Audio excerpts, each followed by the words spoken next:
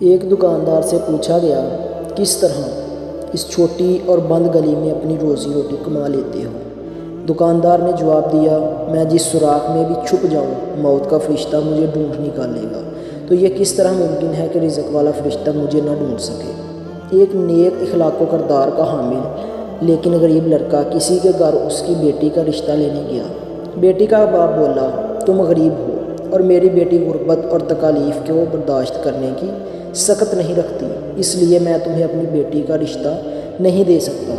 پھر ایک بد اخلاق بد کردار لڑکا اسی لڑکی کا رشتہ لینے گیا تو اس کا باپ رشتہ دینے کے لیے راضی ہو گیا اور اس کے بد اخلاق ہونے کے بارے میں یہ کہا، اللہ اس کو ہدایت دے گا انشاءاللہ۔ تو اس کی بیٹی نے کہا، بابا جان، کیا جو اللہ ہدایت دے سکتا ہے وہ رزق نہیں دے سکتا، یا ان دونوں خداؤں میں کوئی فرق ہے؟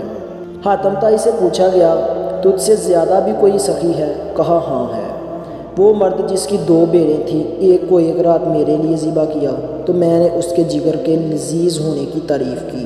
دوسرے دن صبح اس نے میرے لیے دوسری بیر کو بھی ذبح کیا اور میرے لیے کباب بنائے۔ پوچھا گیا، تو نے اس کے ساتھ کیا کیا؟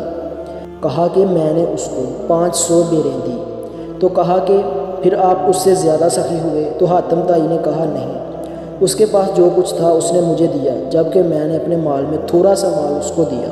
ایک عارف سے پوچھا گیا، اللہ کو کیسے پایا؟